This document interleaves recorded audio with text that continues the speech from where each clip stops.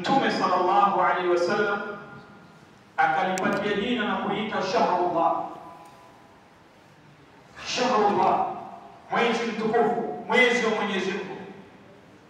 Na ni kwa nini ameita mwezi wa Mwenyezi Mungu? Kwa sababu anasema yadullu, inaashiria kuita shahrullah, tadullu ala sharafihi wa fadlihi, inaonyesha ukubwa wake, fadla yake na ubora wake na utukufu wake, kama vile Mwenyezi Mungu Subhanahu wa Ta'ala ameitaja nyumba yake tukufu, mji wa Makka, akisema Baitullahil Haram. Ile ngamia Allah akasema naqatullah, ina bisar sharaf, ni izza na fadla Mwenyezi Mungu Subhanahu wa Ta'ala kwa jamii.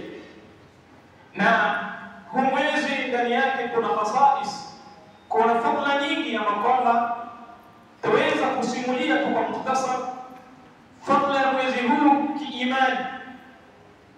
Alipotuambia Bwana Mtume sallallahu alaihi wasallam, afdalu salat, sala kwa ni bora baada ya sala ya faradhi, qiyamul layl. Wa afdalu siyam baada shahr Ramadan, na funga kwa ni bora baada ya funga mwezi mtukufu Ramadhan, shahrullahi Muharram, ni mtu kufunga mwezi wa Muharram. Na mwezi huu ni wakati gani ambao ni bora zaidi kufunga? Ndugu Muislamu, hii funga ya sunna sawa katika mwezi mtukufu wa Shaaban. Tukianzia Shaaban, Mtume sallallahu alaihi wasallam aliulizwa kwa nini unafunga mwezi mtukufu wa Shaaban? Akasema dhalika shahr yughfalu anhu kathiru min an-nas, hii ni mwezi ambao kwamba watu wengi wameghafilika naye. Mimi ninafunga kwa sababu tu'radu fihi al-a'mal ila Allah azza wa jalla, ni mwezi ambao kwamba amali zetu zinakwenda kwa Mwenyezi Mungu Subhanahu wa Ta'ala. Fa uhibbu an yurfa amali wa ansar, na ninapenda mimi amali yangu ikipelekwa mbele ya Mwenyezi Mungu Subhanahu wa Ta'ala, mimi nikiwa nimefunga. Mtume akawa anafunga katika mwezi wa Shaaban. Ikaingia mwezi mtukufu Ramadhan, man sama Ramadhana imana wa ihtisaba ghufira lahu ma taqaddama min dhanbi. Tukamaliza Ramadhan, Allah akatuletea mwezi mtukufu katika mwezi wa Shawwal. Tunasema atakayefunga mwezi wa Ramadhan kisha akafunga siku 6 za Shawwal, anaandikiwa thawabu kasiyamu dahri, amefunga mwaka mzima. Tukatoka katika mwezi wa Shawwal tukaingia katika mwezi wa Dhulhijja, يوم Arafa. Mtume kasema siyamu yaumu Arafa, mtu kufunga siku ya Arafa anatarajia Mwenyezi Mungu Subhanahu wa Ta'ala kumsamehe dhambi ya mwaka uliopita na mwaka. Tukatoka katika mwezi wa Dhulhijja tukaingia hivi sasa, tumeingia katika mwezi wa Shawwal. Ndani yake kuna siku mbili ambapo kwamba ina fadhila nyingi, kufunga siku ya Taasua na siku ya Ashura. Ndani yake Allah Subhanahu wa Ta'ala anatusamehe dhambi. Kwa hivyo ukiangalia hizi siamu za tatawwu, saumu za sunna, kwa nini Mtume ametuhimiza sisi sana kufunga? Kwa hadithi moja kwamba lao Muislamu akizingatia ina faida kubwa.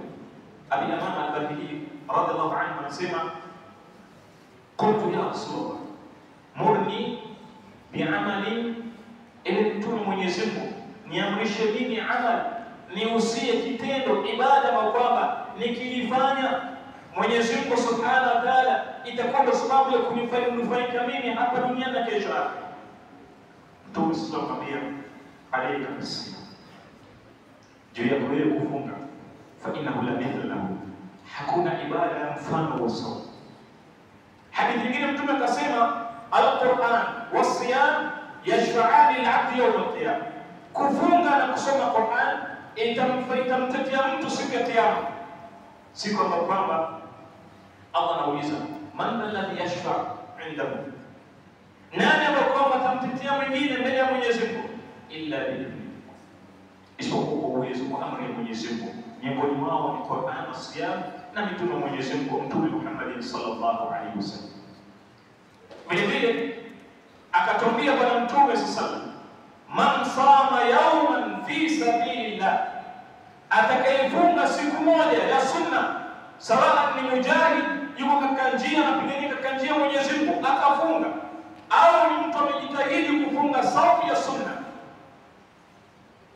Mtume akasema ab'ada Allahu wajhahu min an-nar 70 kharifa, Mwenyezi Mungu Subhanahu wa Ta'ala ataweka uso wake na moto wa jahannam miaka 70.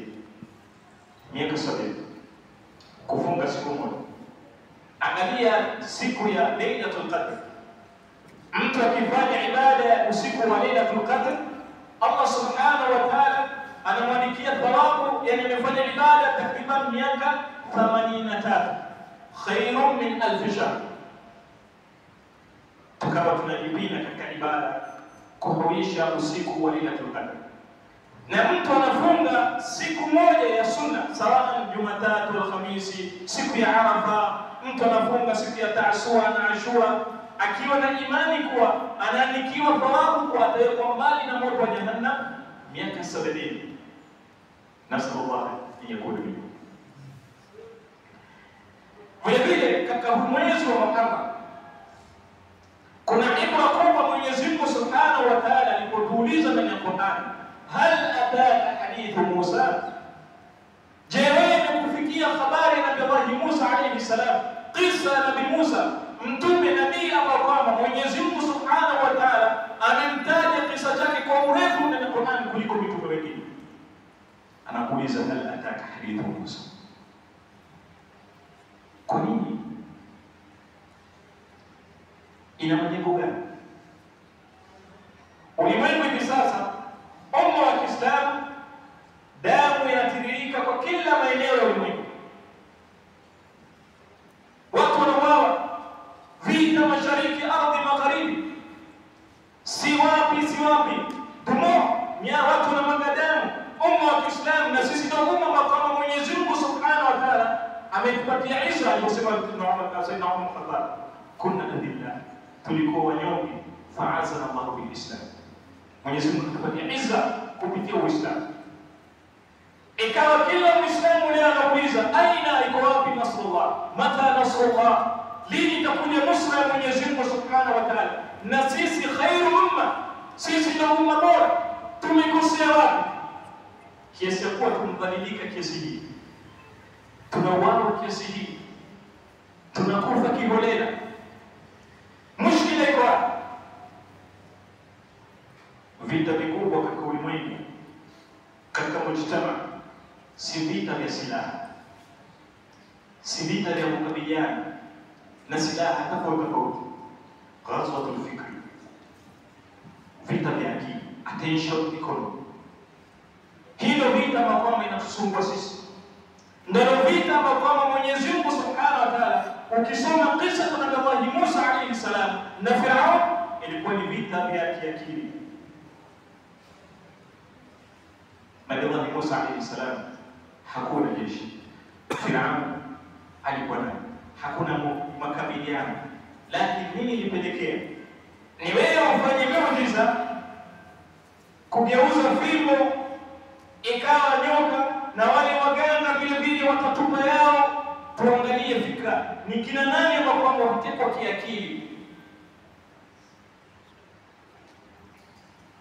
Na Mtume sallallahu alaihi wasallam, ukiangalia Allah Subhanahu wa Ta'ala ameahidi nusra kwa Uislamu, lakini nusra hii haiji tu hivi hivi. Ikawa tumekaa tukatarajia nusra ya Mwenyezi Mungu Subhanahu wa Ta'ala, ikaja ulimwengu inabadilika, hali inakimbia, mambo yanabadilika usiku na mchana, teknolojia kila njia. Vyote ni kuweza kuangalia katika ulimwengu nani anaweza kumiliki mwanadamu kiakili. Kuna habari nyingi katika mtandao, wewe unakimbia kutafuta kusoma, lakini hujajiuliza kuna mtu anatengeneza milioni ya pesa. Wewe unaingia katika mtandao katika Twitter, katika Facebook, katika nini, yote hizo, katika majani yote unaingia, lakini kuna watu wanakuwa millionaires wametengeneza fikra na wanaangalia ni yapi ambayo kwamba tukizungumzia au tukielezea itavuta akili ya mwanadamu, tutaweza kumteka fikra ya mwanadamu. Kwa hivyo wanatengeneza mazingira. Leo watazuka na hii, kesho watazuka na hii, kesho kutwa watazuka na hii. Utapata anwani nzuri imeandikwa, kila mmoja na namna ya kujua imekusudiwa nini. Unakwenda una browse, unaweka bundles, ni pesa hizo unatumia. Lao ungeitumia katika infaq fi sabili. Mtume sallallahu alaihi wasallam katika vita vya Uhud, nini ilipelekea Waislamu kupata madhara na hasara katika vita vya Uhud? Kwanza, i'rad an dhikri, walikiuka maamrisho ya Mwenyezi Mungu Subhanahu wa Ta'ala. Nusra haitakuja katika mujtama maadamu imekithiri maasi katika mujtama. Sisi katika mji wetu, katika vitongoji, katika mitaa yetu, nusra ya Mwenyezi Mungu Subhanahu wa Ta'ala haitakuja mpaka pale tutarudi katika taa ya Mwenyezi Mungu Subhanahu wa Ta'ala. Ndio Allah akasema, wa man a'rada an dhikri fa inna lahu ma'isha. Anayekwenda kinyume na maamrisho ya Mwenyezi Mungu Subhanahu wa Ta'ala, wewe ulikuwa ni muumini, umejua, lakini ukakiuka maamrisho ya Mwenyezi Mungu, basi wewe umejikatia tikiti ya maisha kwa maisha ya dhikri. Yaqini, nia, maksud. Inna Allah la yajma'u hubbayni fi qalbi wahid. Mwenyezi Mungu hawezi akataja akakusanya mapenzi mbili katika nafsi moja. Hubbu dunia wa akhirah, kupenda dunia na kupenda akhirah. Tuangalie ghazwatul fikriya, vita vya akili. Leo madaris ambao kwamba chuo ambao kwamba watoto walikuwa wakisoma, Mtume sallallahu alaihi wasallam kuwajenga masahaba miaka 13, kiasi ya kwa watu 300 wakapambana na watu 1500 na wakashinda. Aqida, Darul Arqam ibn Arqam, Mtume akafungua chuo ya Arqam ibn Arqam, akawafunza masahaba miaka 13 imani, kama wasimulia Jundub ibn Abdullah radhiallahu anhu kusema, kunna, sisi tulikuwa pamoja na Mtume sallallahu alaihi wasallam na tulikuwa ni vijana wadogo, fayuallimuna al-iman qabla al-Qur'an. Mtume sallallahu alaihi wasallam akatufunza sisi iman kabla kutufunza Qur'an. Fayakuna yuallimuna al-Qur'an, kisha akatufundisha Qur'an, fazdadna bihi iman, ikatuzidisha sisi iman. Ukiangalia katika mfumo wa masomo hivi sasa katika mujtama ya Uislamu, mushkila kubwa kiakili tunapotezwa kwa sababu gani? Sisi tumechangia kudidimiza Uislamu kifikra zetu. Madaris, watoto yahfadhuna al-Qur'an. Alhamdulillah, watoto wanasomeshwa Qur'an, wanahifadhi Qur'an, lakini ule mtoto hajui maksadi ya kusoma, faida ya kuhifadhi Qur'an ni kitu gani? Baada ya kuhifadhi, kabla ya kuhifadhi, kwa nini mnahifadhi? Kwa nini mnaposema Jundub ikawa sisi tunafundishwa kwanza imani, kumjua Allah Subhanahu wa Ta'ala, identity, kujijua wewe, kujitambua, ukajijua wewe ni nani, man Allah. Kwa nini Mwenyezi Mungu ametuumba sisi? Kwa nini tunaabudu sisi Mwenyezi Mungu Subhanahu wa Ta'ala? Ile imani ikishajengeka katika nafsi, kisha unakwenda kuhifadhi. Tunaweka baadhi ya wanafunzi, baadhi ya watoto, baadhi ya vijana wanaona Qur'an ni jambo kwa kwamba inatumika kutafuta title, daraja fulani. Ikitokezea amehifadhi, alhamdulillah, atashiriki katika musabaka, katika competition tofauti, atashinda. Thumma baada ya hapo ni wangapi ambao kwamba wamehifadhi Qur'ani, wana juzu moja au mbili au baadhi ya sura ndani ya Qur'an, lakini hawajui thamani yake, kwa sababu tumejigiwa fikra. Hii ni ukitaka kufaulu katika dunia, basi lazima uchukue elimu ya dunia. Ukiangalia Ibn Khaldun ameelezea baadhi ya wanazuoni kwamba wamefanya mchango mkubwa sana katika ulimwengu, wamevumbua vitu vingi katika sayansi, katika teknolojia tofauti, kwa sababu walithamini na Qur'an. Leo tukitoa mfano ya baadhi ya uvumbuzi katika ulimwengu, tuseme Qur'an ilishazungumzia. Sasa hii Qur'an tumeitumia vipi sisi? Qur'an, hadithi ya Mtume tumeitumia vipi? Tumepewa fikra kwa hizi ni ala ambazo kwamba zinatumika katika ibada. Ukitaka Qur'an katika sala, ukitaka hadithi ni katika darasa, lakini nje kule tafuta elimu dunia ndio utafaulu.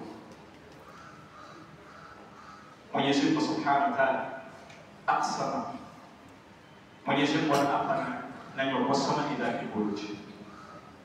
Mwenyezi Mungu anaapa na planets buruj. Ziko ngapi? Muulize Muislamu, hizi buruj ni ngapi? Hebu zitaje buruj hizi Mwenyezi Mungu amezitaja katika Qur'an. Ni zipi? Ataleta elimu ya shule, Mercury, Venus. Hii imetajwa vile vile katika Qur'an. Wa min an-nujumi yahtaduna bihi. Allah anaeleza watu walikuwa zamani wanaongozwa na nyota. Vipi walikuwa wakitumia? Ilikuwaje? Ni nyota ina zipi ambao walitumia? Dalili za mvua, Mwenyezi Mungu ameelezea mawingu na namna kwamba mvua mawingu yanajikusanya mpaka inakwenda kunyesha kwa amri ya Mwenyezi Mungu. Hizo zote Mwenyezi Mungu Subhanahu wa Ta'ala ameeleza. Faida ya milima. Lakini tumeka hizi aya ni za kusoma katika sala, za kupeana mawaidha. Hakuna uvumbuzi zaidi sisi tutakwenda kufanya. Kisha wanakuja wengine wanateka fikra, wanatuteka kiakili fikra kwa hii haina kitu. Twende katika moja katika nchi za Kiafrika, Algeria, ambao kwamba walitawala na Wafaransa zaidi ya miaka 150 sana. Ikatokea msisimuko, mwamko baina ya wanazuoni wa Kiislamu wakiongozwa na Abdul Hamid al-Badis. Wakatembea mji baada ya mji 1931, mji baada ya mji, kwa sababu Algeria ni moja katika nchi za Kiafrika kwamba ni kubwa kiardhi. Wakatoka kwenda kuambia watu vita ambao kwamba hivi sasa vipo ni namna gani watu watakirimu, watu wataheshimu Qur'an, watu watathamini lugha ya Kiarabu, watu watathamini dini ya Uislamu na mila ya Kiislamu. Na alhamdulillah wakaweza kufaulu. Kwa hivyo sisi kama jamii ya Waislamu, fikra ambayo kwamba ilikuwa Firaun la'natullah alayhi akikabiliana na Musa alayhi salam ni kujaribu kuteka watu kiakili, kuwaleta wale waganga, lakini Mwenyezi Mungu Subhanahu wa Ta'ala mara nyingi kalimatullah wa hiya, maneno Mwenyezi Mungu Subhanahu wa Ta'ala huwa juu, na Allah Subhanahu wa Ta'ala akajalia Nabii Musa alayhi salam akaweza kushinda kiakili, kiimani, na hata wale waganga waliokuja kwa ajili ya kupambana na Nabii Musa alayhi salam na wao wakasilimu. Kwa hivyo na sisi vile vile tuangalie katika huu mwezi Mtume sallallahu kama anasema Ibn Abbas, Aisha radhiallahu anha ilibadilika katika hadithi Ibn Abbas, qadima an-nabiy sallallahu alayhi wasallam Madina. Mtume sallallahu alipoingia katika mji wa Madina akaona Wayahudi wanafunga. Qal ma hadha, akauliza mbona nyinyi mnafunga? Kwa nini mnafunga? Qal wa kama qalu qawmiya hadha yawm salih, hii ni siku muhimu, siku nzuri. Nadallahu fihi, Mwenyezi Mungu Subhanahu wa Ta'ala katika huu mwezi, katika huu siku Mwenyezi Mungu Subhanahu wa Ta'ala aliwaokoa Bani Israili. Fasamahu Musa shukran lillah, alifunga Nabii Musa hii siku kwa ajili ya kumshukuru Mwenyezi Mungu Subhanahu wa Ta'ala, ile nusra Mwenyezi Mungu Subhanahu wa Ta'ala alipatia dhidi ya baadhi. Qala Mtume kasema fa ana ahqqu bi Musa minkum, mimi nina haki ya kumfuata Musa kuliko nyinyi. Fasara wa amara bisiyam, Mtume akafunga na akaamrisha masahaba kufunga ile mwaka wa kwanza wa hijra, ikawa saumu ya Ashura ikawa ni fardhi. Katika mwaka wa pili wa hijra ndio Mwenyezi Mungu Subhanahu wa Ta'ala akafaradhisha saumu ya Ramadhan, ya ayyuhalladhina amanu kutiba alaykumus siyamu kama kutiba alal ladhina min qablikum. Mtume sallallahu alayhi wasallam akamwambia masahaba, faman sha'a sama wa man sha'a taraka, atakayeweza kufunga wewe ilikuwa ni sunna hii Ashura afunge, na yule ambaye kwamba hawezi basi ilikuwa ni sunna. Kwa hivyo Mtume akafunga na akasema ikija mwaka ujao insha Allah la sumanna tasi' wal 10, tutafunga siku ya 9 na 10. Kwa nini? Ili imani na itikadi ya Muislamu isiwe sawa na sio kwa Muislamu. Fikra ya Muislamu si sawa na fikra sio kwa Muislamu. Mila na desturi ya Muislamu si sawa na yule kwamba si Muislamu. Mtume akatuwekea sunna kufunga siku ya 9 na siku ya 10. Na ikawa ni sunna kwetu sisi. Mmoja katika wanawake anasimulia, sisi baada ya kumpia hadithi hii ya Mtume sallallahu alaihi wasallam kufunga siku ya Ashura, tukafunga sisi na tukawaamrisha watoto wetu kufunga.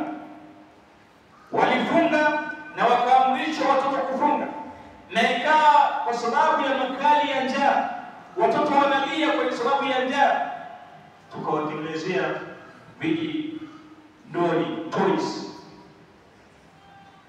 wachezee ili kuwapatia moyo mpaka ifike wakati ulifaa. Tadrib ya watoto kufuata mwenendo na sunna na shiari ya Uislamu. Lakini sisi ndio tumekuwa mstari wa mbele kuvunja mila ya Uislamu kwa watoto. Ikifika masala ya kufunga, baba atafunga sunna kwa sababu ni sunna, na hawezi kumhimiza wala kumwambia mtoto wake kufunga hii sunna kama vile Ashura. Wao watakuwa mstari wa mbele kuelezea faida ya kusherehekea na namna na maeneo ya kusherehekea siku ya Eid. Hiyo ndio tunapata wazazi wa siku hizi huko mbele. Safari hii tutakwenda huku, tutakwenda huku, mtakula hii, mtavaa hii, utachukua hii. Lakini hukumueleza hizi fawaid za kufunga, kama vile tunakwenda leo ikiwa ni siku ya pili, tunaelekea katika siku ya 9 na 10 Ashura. Ukamsimulia mtoto wako kisa na Nabii Musa alayhi salam na Firaun, ukaeleza faida ya kufunga siku ya Ashura, faida ya kufunga siku ya Taasua. Ikawa yule mtoto kiimani yake anakuwa aqulu tasma'un wa astaghfirullaha innahu huwal ghafurur rahim.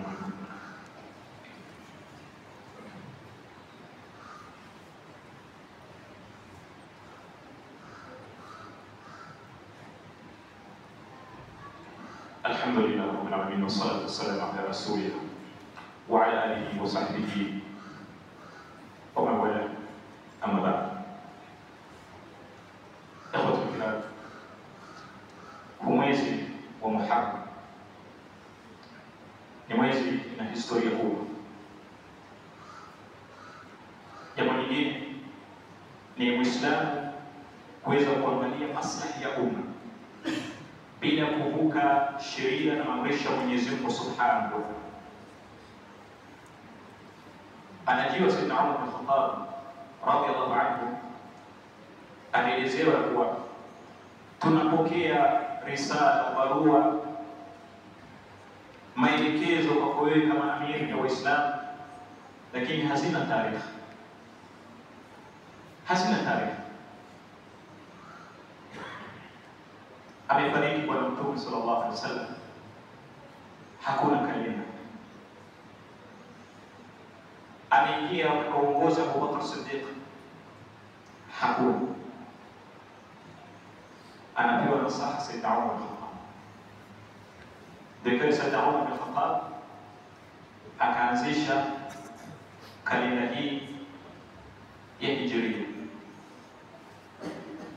katika khilafa ya Sayyidina Umar ibn Khattab, na wakashauriana masahaba katika ijmaa ya masahaba, mwezi wa kwanza itakuwa ni Shahrullah al-Muharram, ina fikra gani? Ina ibra gani? Kwa umma wa Kiislamu mara nyingi tuangalie maslahi ya umma kwa wazi, kwa umbali zaidi.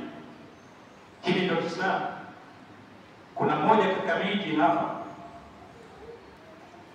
ni nusra ya Mwenyezi Mungu Subhanahu wa Ta'ala. Tutakuja kuanza maandamano ya kulalamika kuwa tunadhalilika, tunanyimwa haki zetu kwa sababu kuna mradi fulani umezunguka msikiti ya Waislamu, Baitullah, nyumba ya ibada imezungukwa. Kesho kutwa watakaoishi katika yale majumba watakuwa si Waislamu na wataanza kutoa masharti, hii adhana na mengineyo yanatupigia kelele muziki. Hapo ndipo Waislamu wanaanza kuamka. Tulete ni haki yetu, tuna haki ya kuabudu, tuna hii na hii, na tunajua mwisho wake ni kwa nini. Kwa hivyo mambo mengi yanatokelezea katika mujtama, sisi tunapuuzia. Na hiyo mji maarufu, ni mji mzima, mji mkongwe wa zamani, lakini wallahi kwa wale ambao wametembea wakitizama, zaidi ya ghorofa imefika 10. Msikiti umekuwa kidogo, nyumba zaidi ya 450 zinajengwa pale. Watakaochukua ile manyumba wengi kwenda wakawasi Waislamu, na tuombe Mwenyezi Mungu ajalie watakaochukua wao Waislamu, ili kalima Mwenyezi Mungu adhana ikitolewa na mawaidha isiyokuwa kuna vipingamizi na masharti ya sheria nyingi. Lakini ikiwa tutazembea sisi, watachukua wao, na wakishachukua tutaanza kulia nusra ya Mwenyezi Mungu Subhanahu wa Ta'ala. Kisha tutasema Allah Subhanahu wa Ta'ala, tumedhalilishwa kwa sababu ya hii na hii, na Allah Subhanahu wa Ta'ala aliwapatia akili. Ndio tunasema inna sharra dawabi inda Allah summun bukmun ummi. Sisi si wanyama, sisi tuna izza ya Uislamu, hatuna mali, sisi ni fukara, maskini kwa sababu ya mali, lakini imani yetu ni kubwa mbele ya Mwenyezi Mungu Subhanahu wa Ta'ala. Allahu jalla fi ula, inna Allaha wa malaikatahu yusalluna ala nabi ya ayyuhalladhina amanu